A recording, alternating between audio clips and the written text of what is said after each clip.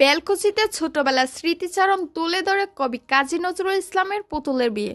তথ্য ও ভিডিও চিত্রে সিরাজগঞ্জ প্রতিনিধি রেজাউল করিম।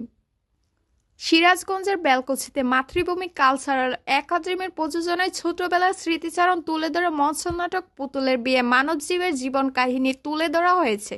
16 জানুয়ারি সন্ধ্যা 6 সময় মাতৃভূমি কালচারাল একাডেমি অডিটোরিয়ামে এই নাটক প্রদর্শিত হয়।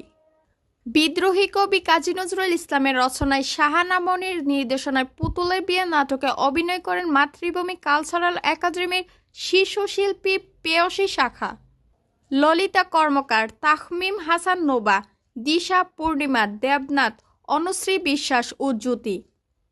কোরিওগ্রাফির দায়িত্বে ছিলেন নাট্যলোক সিরাজগঞ্জ জেলার সাধারণ সম্পাদক চিন্ময় সূত্রধর রিপন।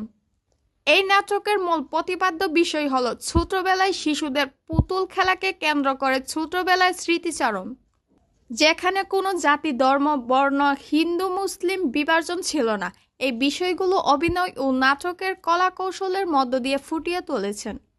আমন্ত্রিত অতিথি হিসেবে উপস্থিত ছিলেন বিশিষ্ট নাট্যকার, নির্দেশক, বাঁশরিয়া সমন্বয়কারী জনাব গোলাম সারোয়ার, বাংলাদেশ গ্রুপ থিয়েটার ফেডারেশনের উপদেষ্টা মণ্ডলীর সদস্য ও নাট্যলোক সিরাজগঞ্জ জেলা সভাপতি জনপ্রিয় টিভি অভিনেতা জনাব মমিন বাবু, নাবিক নাট্যদলের সাধারণ সম্পাদক শামীম হোসেন, প্রসূম থিয়েটারের জনাব সুমন, সিরাজগঞ্জ জেলা প্রাণী সম্পদ কর্মকর্তা জনাব রাইহান নাবি, বেলকুচি সরকারি কলেজের সহকারী অধ্যাপক অবসরপ্রাপ্ত শ্রবুত পাল, দেবব্রত প্রামাণিক, মুসা হাশেমি, আদম আলী সহ বিভিন্ন নাট্যপ্রিয় দর্শক শ্রোতা।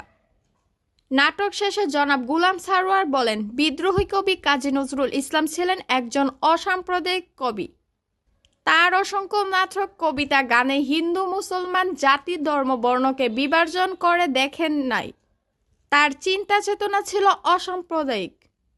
তিনি আরও বলেন, বেলকুচিতে এত সুন্দর প্রতিভা লুকিয়ে আছে, এটা সত্যি অভাবনীয়।